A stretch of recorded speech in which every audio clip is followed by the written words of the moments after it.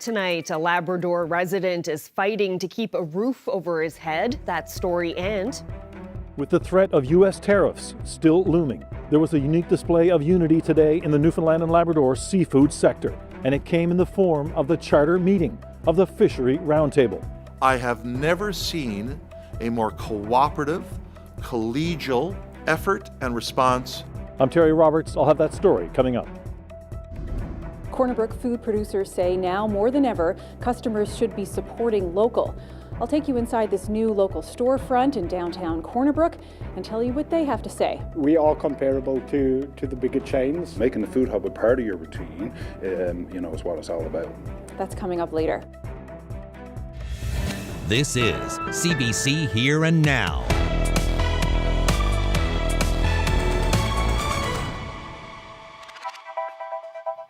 welcome to Here and Now. We begin with a new unified effort to support the fishing industry amid U.S. tariff threats. As Here and Now's Terry Roberts reports, the province is promising to help steer the sector through these uncharted waters.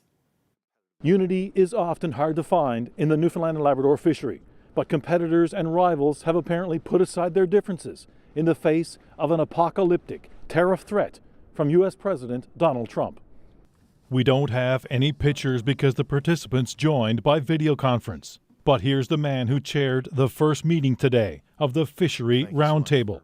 One of the best meetings I've ever hosted. More than 24 logged in, representing every link in this billion-dollar industry. The meeting went exceptionally well. The threat of big border taxes for Canadian goods entering the lucrative U.S. market is causing widespread anxiety in this critical industry. Donald Trump has paused tariff threats for 30 days, but his chaotic approach to trade has kickstarted a movement to reduce the dependency on U.S. consumers and search for new seafood markets, not only in Asia and Europe, but also right here in Canada. The provincial government is kicking in $6 million as seed money for that effort, to be spent over 2 years. So how and when will this money flow? Who will be eligible? Well, those and other details should be worked out ahead of the next meeting of the Fishery Roundtable, which could take place as early as a week from now. As for today's meeting, Burns says there was agreement that urgent action is needed to access new markets. He said the federal government has a role to play in the form of financing and export insurance. And if the fishery is hammered by tariffs, discussions are underway for an Ottawa-funded income support program. Byrne also wouldn't rule out direct support from the province. We will never abandon them on the economic side of this industry, and we will not abandon our workers who may be impacted by this. All this trade talk is coming at a delicate time. The fisheries union and processors are locked in negotiations for a wharf price. And with the threat of a 25% tariff on the table, such talks have rarely been this complicated. But united scenes like this are a cause for hope. I have never seen a more cooperative, collegial effort and response. And there's added pressure because all sides want to start the crab harvest 2 weeks earlier this year, on March 15th. The feds have yet to sign off on that. Tariff or no tariff, this politician believes crab from this province will enter the U.S. market this year. Even if there is a price bump, Americans will still want this staple and delicacy on their tables. This isn't exactly a mad dash for new seafood markets. This will take time, which means access to the critical U.S. market will make or break this year's harvest. Terry Roberts, CBC News, St. John's. Well, crab harvesters are getting ready for the season, which is set to begin in 2 months. So how is the tariff uncertainty affecting them? Troy Turner went to Lumsden to find out. In an area of the province where the fishery is the main industry and a lifeline for a lot of these communities, this 1 month pause in the tariff dispute is not bringing a lot of comfort, and many questions still remain. It's going to come down to a situation like if we're going to go fishing or if we're not going to go fishing type thing.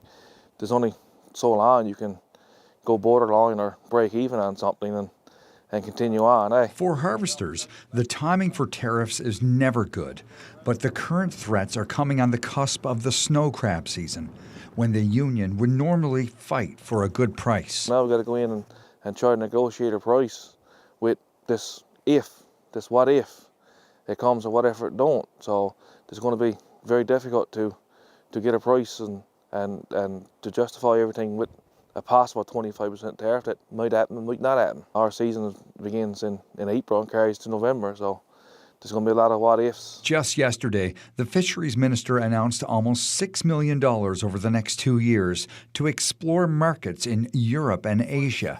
For Lee Melindy, who works as a deck boss for his father's fishing company, that's the way to go. 95% of our snow crab that's going into the US, and I mean there's 195 countries in this world, so there's lots more countries out there, I guess, that can absorb a bit of crab, and get our markets back to, so that we just can't rely on one country. And he's worried over the negative impact the loss or reduction of the sector could have on the entire province. We got that fishing, we got that processors, and we got that companies that set it into the States, so it's all the circle, and if one of those pieces of the circles falls apart, it'll be detrimental on the rest of it, eh? Over the next month, Melindy is hoping that harvesters and seafood processors and the union get to sit down with both levels of government to map out a course of action in how to deal with the uncertainty that the fishery is facing.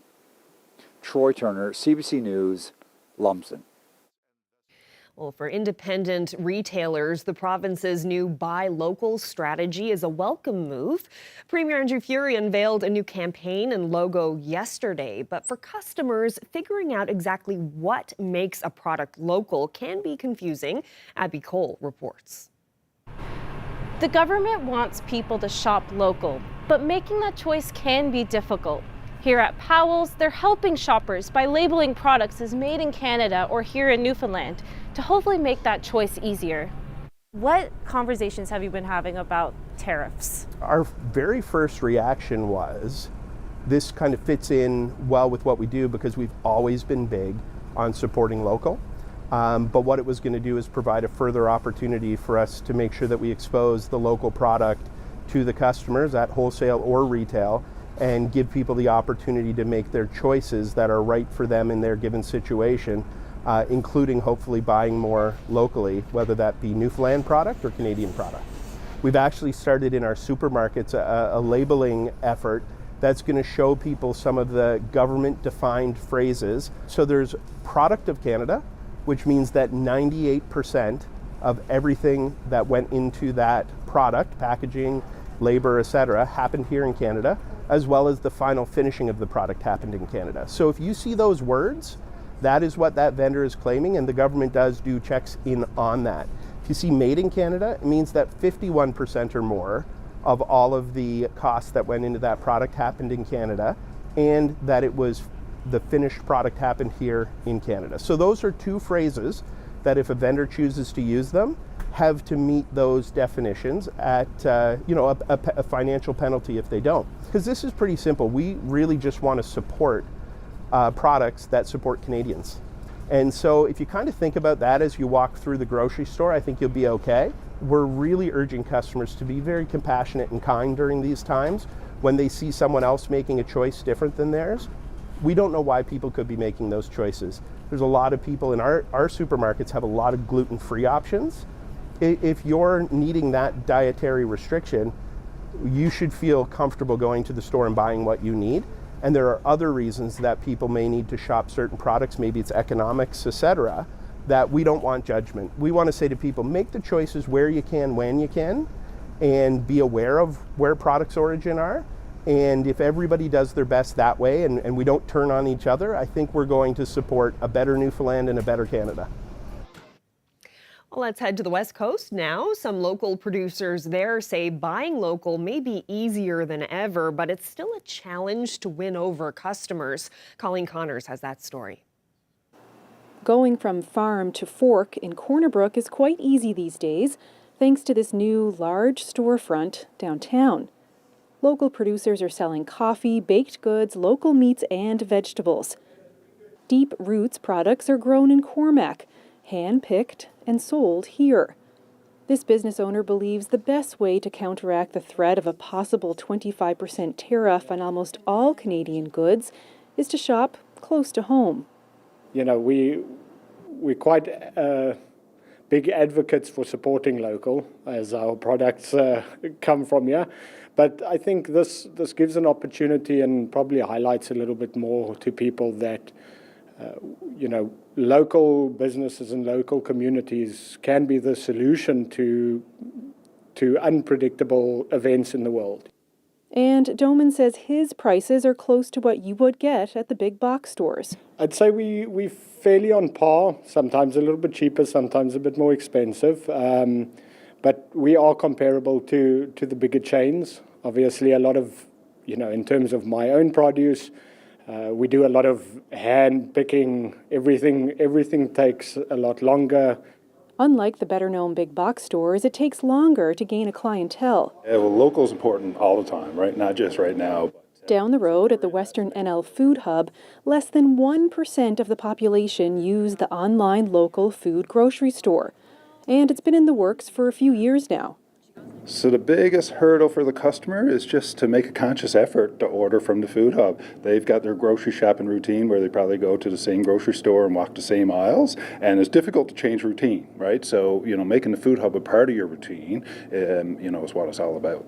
But says the food hub is growing users steadily and offers 45 different producers. The hope is, given the current political climate, that more people will make an effort to buy the local meat, seafood, vegetables, breads, and jams.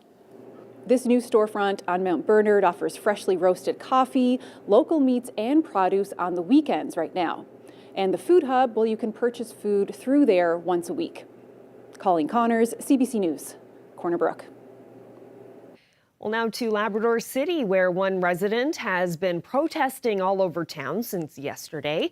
And as Daryl Din reports, he's trying to draw attention to his own rental struggle as well as other housing issues in the area. For this senior, this isn't just any protest. It's a matter of having a roof over his head. After years in his apartment, a letter was slipped under Gerard Murphy's door. 3 months, then he needs to be out. For him, it came out of the blue. After spending 7 years here, I received on a month-to-month lease and an eviction. I phoned and contacted the landlord. The landlord says he has no reason to give me. He has other plans for the building. Here, helped out with the property without getting paid for it or anything. Kept up the maintenance of the building, and I throw it out with no reason, right? With housing vacancy rates at an all-time low in Labrador West, Murphy is worried he won't find another place. For the Labrador West Housing and Homeless Coalition, it's a situation that's all too familiar. No surprise, saddened, but no surprise, because I hear lots of this and I get lots of these type of calls where somebody who's lived here all their life, been renting a certain premises for years, and all of a sudden they get an eviction notice. But Murphy's landlord says that's not what it is. He's just ending the lease. While he declined an interview, he said in a statement to CBC News that lawful termination of a lease agreement, according to NL Tenancy Act, is not an eviction. If a tenant wants to dispute or make any claims regarding the landlord-tenant relationship, there is a place to do so. Murphy disagrees, and he believes notices like the one he got are just about making landlords more money. I moved in here in 2019 for $700 in a 2-bedroom apartment. Right now, for you to go get this apartment right there now is $1,450. Karine agrees that the current Regulation Act makes it too easy for landlords to end leases without cause. People don't understand is that this clause that's in there, no cause for eviction. Any landlord can issue you an eviction notice if they give you 3-month notice. There don't have to be a reason. You don't have to be a delinquent tenant. That's up to the landlord. And Gerard Murphy isn't the only one. 4 more tenants in the building were told this week that they need to leave by May 1st. As for Murphy, he plans to protest until he finds a new place to call his own. Daryl Din, CBC News, Labrador City. Much colder temperatures today across the island, certainly up across Labrador, but we're starting to see those temperatures sink south. Those snow squalls are still happening right now for the west coast. They're going to continue through most of tomorrow as well. And these temperatures are going to stay chilly before we see another warm up as we head through Friday and into Saturday, eventually seeing those temperatures drop back down. Also watching something for early next week. I'll break it all down for you coming up a little later.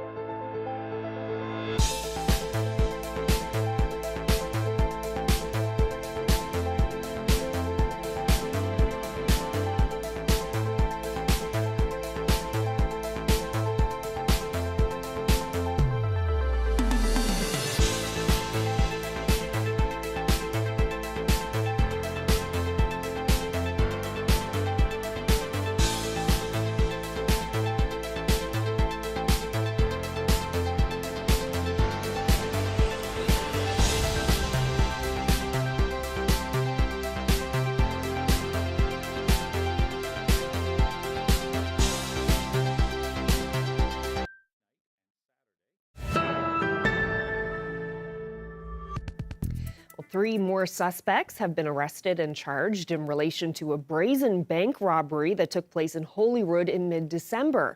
2 men and 1 woman between the ages of 33 and 49 are charged with break and enter, as well as theft and mischief over $5,000. They're set to appear in court in March. The RBC branch in Holyrood saw extensive damage in the early morning hours of December 16th after thieves used a stolen backhoe to break into the building and steal an ATM. A total of 5 people have been apprehended in connection to the incident. Well, 8 months after opening, Corner Brook's new hospital still can't offer cancer care. The head of the provincial program says it all comes down to staffing, but it's a struggle to find radiation oncologists willing to work in this province. Dr. Terry Stuckless spoke with Radio Canada's Patrick Butler. Right now in the province, we have 1 vacancy for radiation oncologists here in St. John's, and there's actually 2 vacancies in Corner Brook. We're hoping to hire 2 people.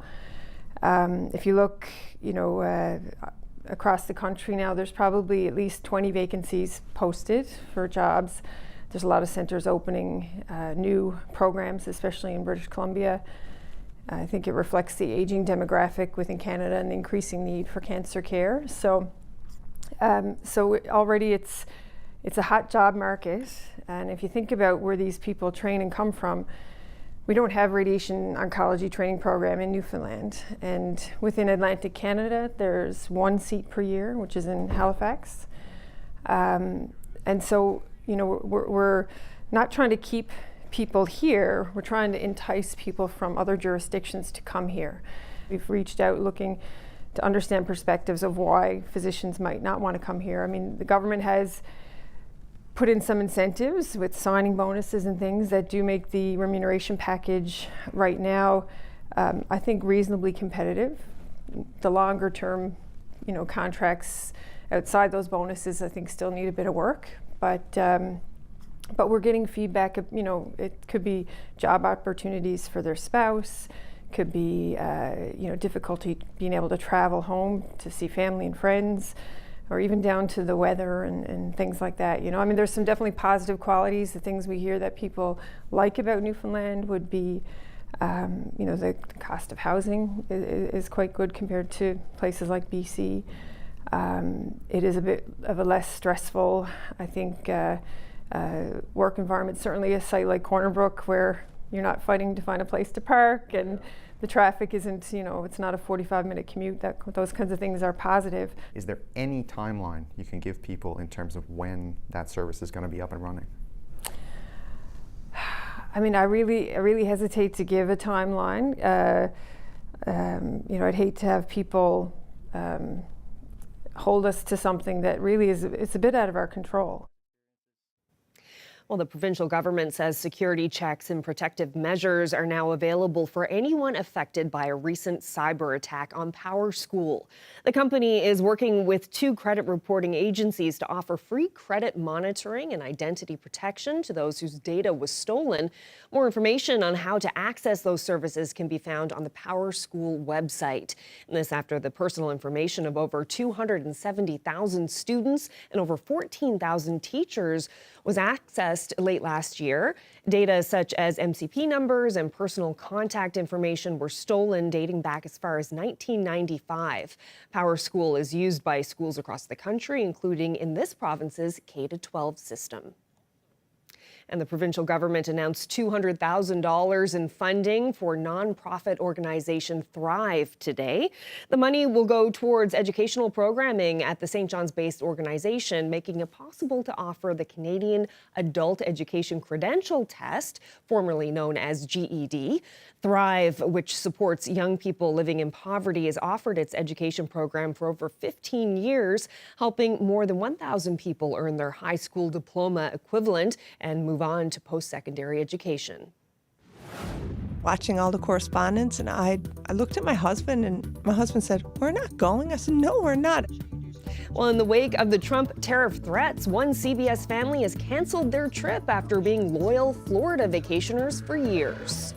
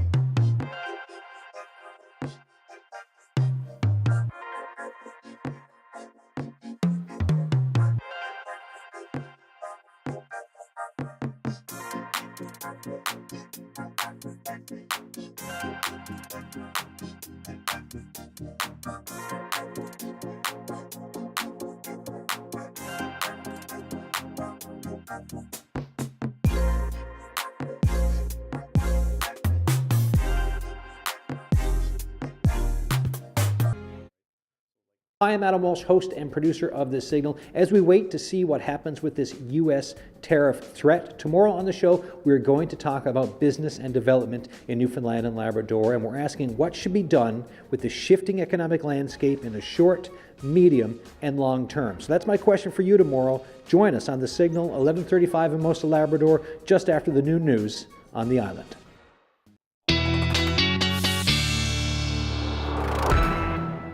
Well, Ashley, it was a little bit snowy and pretty windy out there today. It certainly was. Yeah, we had some blowing snow at parts of the afternoon today. Let's take a look at what's going on right now, though.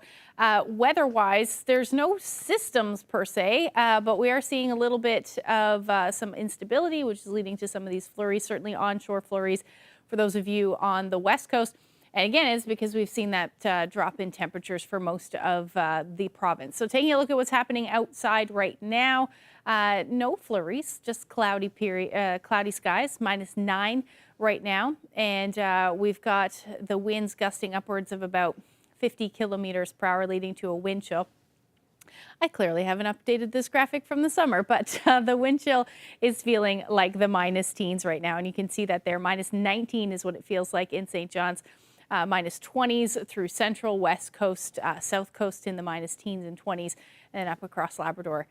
Chilly for you as well, -30s for your wind chills. Very different temperatures than what we saw yesterday. In fact, anywhere from 7 to as much as 10-degree difference. St. Anthony, 12-degree difference from where we were sitting this time yesterday.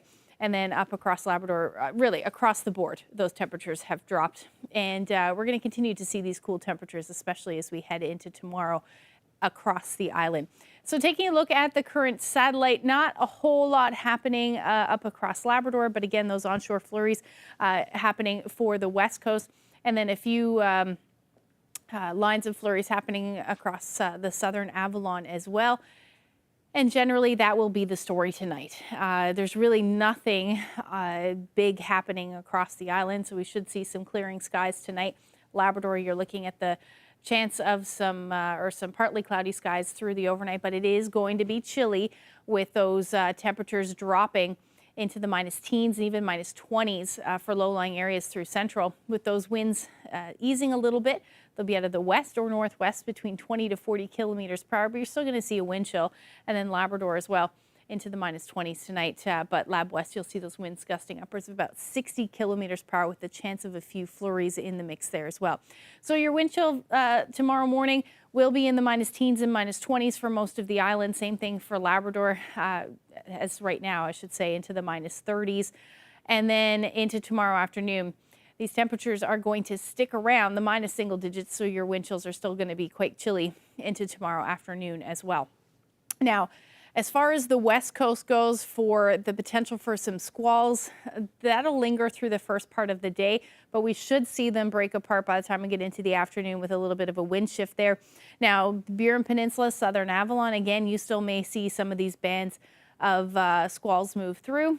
But for the most part, tomorrow's actually going to be pretty lovely as far as the sunshine is concerned, but clouds will be on the increase as the day goes on. Now, up across Labrador, you are going to see your clouds on the increase late day, especially in the west, and this is out ahead of our next weather maker that's going to move in, and it's going to bring some snow for you through the overnight, and then eventually we will see this system move closer through the overnight across the island, and we will see some snow to start with this. It will, at this point, looks like it's going to quickly change over to rain for the southern areas of the island through the first part of Friday. Snow squalls you may see 2 to 5 centimeters by tomorrow morning, And then as we head into Friday morning, this is when that snow will move in, and you could see somewhere between 5 to 10 centimeters just through 7 o'clock in the morning on Friday. Temperatures tomorrow, again, minus single digits, very similar to what we're seeing today. Winds a little less than today, so westerlies will be gusting anywhere from about 40 to 50 kilometers per hour. Northern Peninsula, you're going to hang out in the minus double digits. Same thing for Labrador, so minus 11 to minus 15 will be your daytime highs tomorrow, with those winds generally out of the southwest or west, anywhere from about 40 to 50 kilometers per hour. So we do have a warm up on Friday. It'll start as snow, but we'll warm up and see that change over to rain. And it's also going to be quite windy. And then watching the potential for another system Sunday night into Monday, and this one could bring some significant snow. I'll get into all that coming up a little later. All right, thanks, Ashley. Well, like so many Newfoundlanders and Labradorians, Michelle Porter and her family have vacationed in Florida for decades. But the day Donald Trump announced U.S. tariffs, the CBS resident canceled her trip. She spoke with the St. John's Morning Show about why she made that decision. Florida's been very special to us our whole lives. I have a lot of family in Florida as well, and Disney World for my kids was a staple. So I had this dream. I have 2 small baby grandchildren, and I just had this dream that, okay, I'm bringing them right from babies right up through. And so it was a big ordeal. I wanted to bring them to all of my special places that I loved. And I once had a property in Florida, so I went there 3-4 times a year. But I did carry insurance, which often I don't. But I guess something in me just felt like, okay, I probably should this time. You knew deep down somewhere. A few times I've went recently. You can feel a change there, too. I could feel. When Obama was in and Biden, it was a little, when you went there, you could feel, I don't know, you felt at peace and kindness. And, I like America. So, and I like its people. And, certain states, of course, we question, but I'm sure they come to Canada and feel the same way. So, they were our friends. And then the news of the tariffs broke, and you outright just canceled this whole trip. Yeah, I was actually preparing for my mother's 75th birthday. The next day, we were having an open house, and of course, the news was on, and I kept watching it, and I went, "Oh my goodness, this is happening," and just watching it and watching all the correspondence, and I looked at my husband, and my husband said, "We're not going." I said, "No, we're not." And I literally just sat and canceled all the Airbnbs, all the Disney, all the, cars. You can imagine what you. Wow. Yeah. And I was saying all of the details. Everything. I just sat there and went cancel. And I did lose some, but the losses, I'll take it. So how are you feeling right now about this relationship between the U.S. and Canada? I'm so proud to be Canadian. And I think there's always good comes out of bad, and watching our unity, and we're standing together, and watching all the premiers, and there's, and Justin Trudeau, whether you like him or you don't, he really made us proud how he came across, and he's such a beautiful speaker. I think we're going to be strained for a very, very long time. I think the Premier of British Columbia said it best, we need to change our practices. And, I'm just a normal Canadian resident, but I think we all just play our little part, and we just buckle down and support each other. I'm certainly no expert, but I really, truly feel that it is going to be strained for quite some time. And I think the trust is gone. And why would we want, as Canadians, to go there if we're treated so poorly by our best friends? Have you thought about where you're going to go with your family instead of Florida this year? Well, I know I've decided that if I want to go to parks, I'm going to go to Canada's Wonderland. I'm going to start that tradition with my grandkids. I'm looking at, and I do travel in Canada a lot, but now I'm looking at maybe, I do travel to Europe quite a bit, and now with those direct flights, I think, you know what, and our dollar, it's not great, but it's not great in U.S. either. So I think we'll go across the pond to Europe or stay in Canada. Euro Disney, maybe? Disney is still American. Right, you're staying true to it, okay.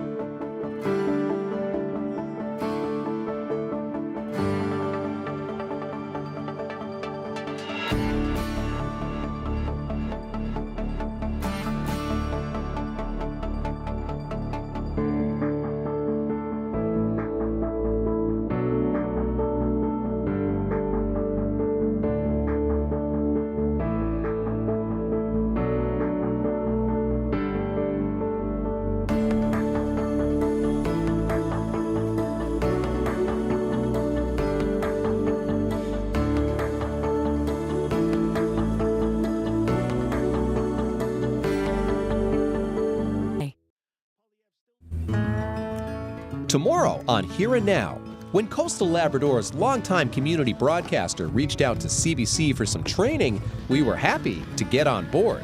It's just an amazing experience. Like, I'm learning how to do interviews. But though we went there to teach, it was our CBC crew who got the learning experience. As a host of Labrador Morning, it was really important for me to understand the way of living. So many people I've talked with them over the phones, but I never saw their face. They never saw me how I look like. Come along as we visit the Ohala Hatijit Society in Nain tomorrow on Here and Now.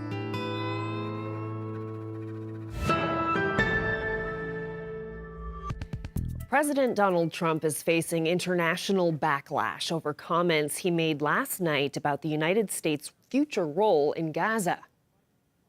The U.S. will take over the Gaza Strip, and we will do a job with it, too. We'll own it and be responsible for dismantling all of the dangerous unexploded bombs and other weapons on the site, level the site. We have an opportunity to do something that could be phenomenal. And I don't want to be cute, I don't want to be a wise guy, but the Riviera of the Middle East, this could be something that could be so bad, this could be so magnificent.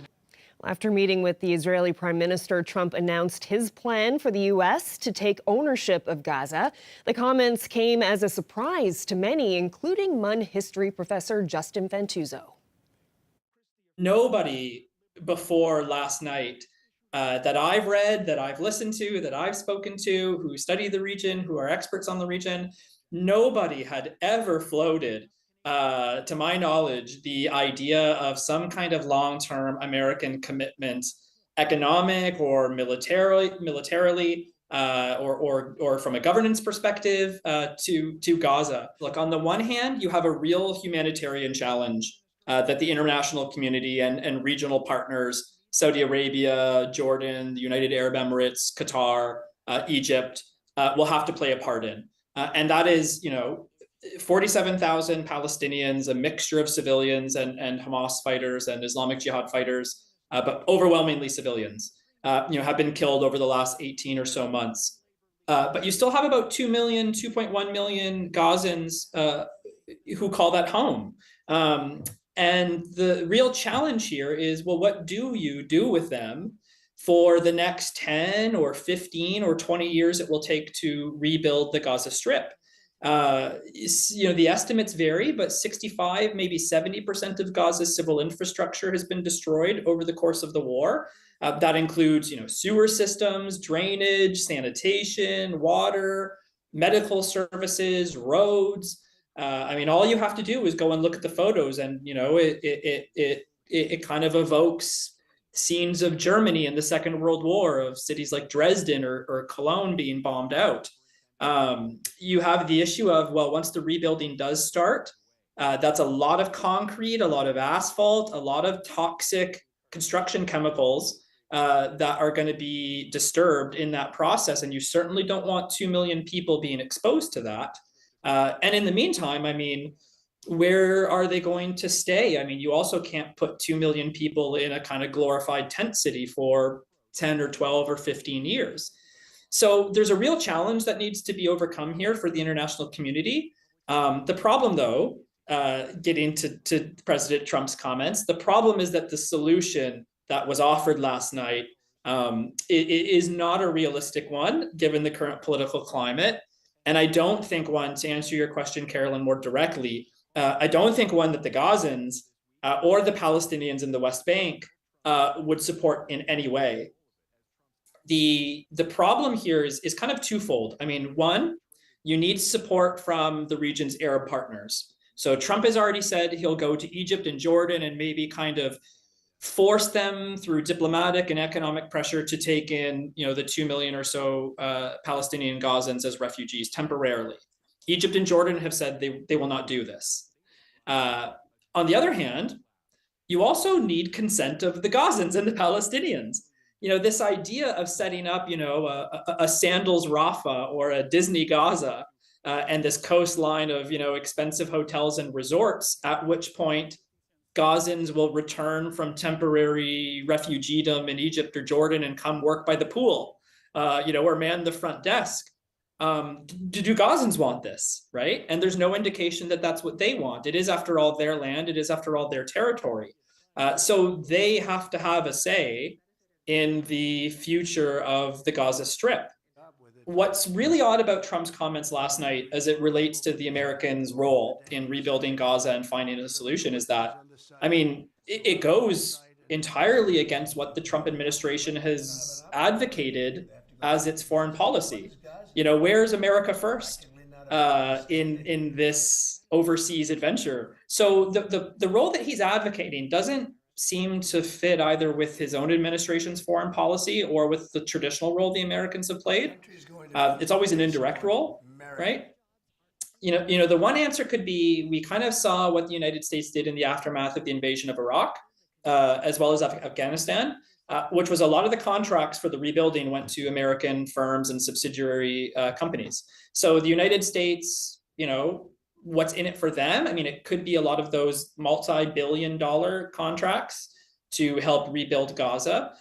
So you have that on one hand, and then on the other hand, and this is a little tough, I think, to wrap our heads around sometimes, but if you read about those who are closest to President Trump, there are a lot of people who say that somewhere in there, there is a president who genuinely wants peace for the region.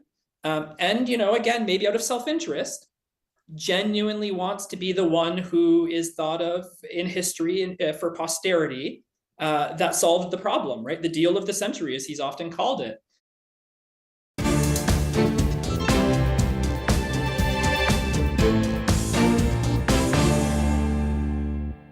Well, the threat of U.S. tariffs on Canadian goods may be on pause until March, but some people believe the threat has started an important conversation in Canada. Many have been lobbying governments provincially and nationally to eliminate interprovincial trade barriers. As Jean LaRoche reports, business owners and an expert on the issue say Trump's policies are the push politicians here need to finally fix the problem. The barriers are all those provincial rules and regulations, the different standards and credentials that provinces have created to protect their local businesses and the people they employ. Successive governments, federal and provincial, have promised to harmonize those interprovincial trade barriers so that companies that do business in more than one province do not have to come up with multiple ways to operate. The different rules and standards cost time and money, and by and large, it's easier for many Nova Scotia businesses to deal with the U.S. customers. Trump's tariffs, or threat of them, according to one expert, are the push the premiers need to fast-track their work to eliminate those barriers. There's a silver lining there, that he has inspired a great deal of action on the part of all levels of both provincial, federal, and territorial governments, and we are hopefully going to see some policy announcements in respect of internal trade, substantive, meaningful, and moving the needle forward for Canadian prosperity.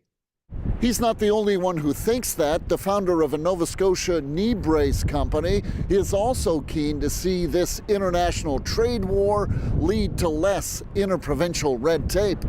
I think it certainly should be a motivator. You know, if we need to be more self-reliant and grow our domestic economy, these are precisely the kinds of things that we need to do so that Canadian businesses can grow and thrive within our own borders.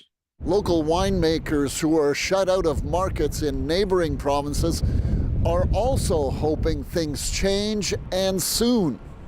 It's our chance. It's an opportunity to look internally to say, what else can we do? What products is Canada bringing in from outside of the country that are being produced or manufactured right here within our own country? So why would we look elsewhere? Like, let's look at supporting local and continuing to stimulate our own economy.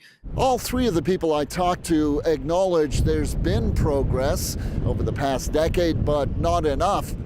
Two of them praised the Houston government for leading the pack, but all of them said this crisis demands more action faster. Jean LaRoche, CBC News, Halifax. Well, Prime Minister Justin Trudeau met with premiers virtually for the first time since Monday's tariff reprieve. Officials at both federal and provincial levels are working on trying to prevent Donald Trump from starting a trade war. But as Olivia Stevanovich explains, they're not the only ones pitching ideas. Merci beaucoup. With the U.S. president keeping up the pressure, Conservative leader Pierre Poilievre is unveiling his own plan to tackle one of Donald Trump's biggest irritants. We should crack down on drugs, not to please President Trump, but to ensure that not one more mother has to bury her face in her hands on learning that her son died of an overdose. Poilievre is pitching mandatory life sentences for anyone convicted of selling 40 milligrams of fentanyl, enough to kill 20 people, and a 15-year sentence for traffickers found to be selling smaller quantities. We will lock them up and we will throw away the key. Everyone smiles. Poilievre isn't the only one making bold new promises as Trump's tariff threat lingers. My government would work to reach 2% of GDP in defense spending by the end of this decade. Liberal leadership candidate Mark Carney pledging to meet Canada's NATO defense spending commitment by 2030, 2 years earlier than the current plan, heavily criticized by Trump. I will do whatever it takes to strengthen our economy and to protect Canadians. Meanwhile, the Prime Minister held a 90-minute call with premiers, the first since Trump agreed to pause tariffs. As long as Donald Trump is president, the risk of tariffs will never go away. This is a game to him. He wants to break Canada. 2, 1. One of the ways the federal and provincial governments are trying to make the country more resilient is by encouraging internal trade, which could boost the economy by $200 billion. There's a real opportunity right now to build up the amount of dollars that we're spending in Canada by bringing down some of those barriers. The Prime Minister will meet with business, public policy, and labor leaders tomorrow for a new economic summit. The goal to protect Canada's economy from the whims of the U.S., its largest and increasingly erratic trading partner. Olivia Stevanovich, CBC News, Ottawa.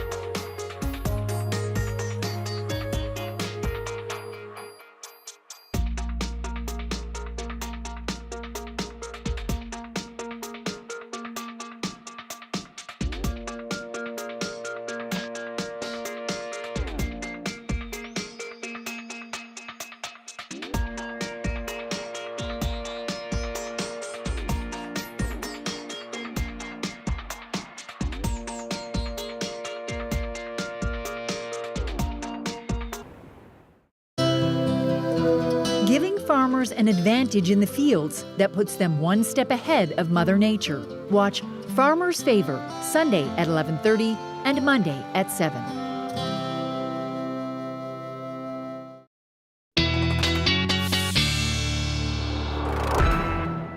Right, looking at the long-range forecast now, and a bit of snow on the way you mentioned earlier. Yeah, rain first. Rain and first. and then we've got the potential for some snow as we head through into next week. Let's take a look at what's going on. There is a bit of uncertainty for sure, but so this is our Friday time frame. So by Friday morning, most of us will be seeing some snow and some breezy conditions. But as the day goes on, as we head into the afternoon, temperatures will warm up. The winds will pick up a little bit as well. And we will see that snow change over to the potential for some showers and or drizzle. Now, this will be snow all for most of Labrador. Again, some breezy conditions for you as well. But as the system continues to track, at this point, looks like it's going to track essentially across the strait there and head off. But in behind that, definitely some cooler temperatures.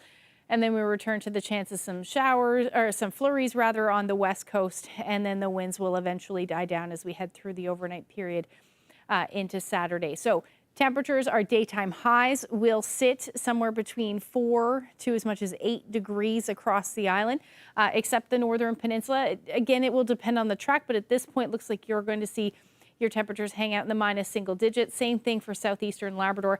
And then the rest of Labrador will sit into the minus 12 degree range for your Friday.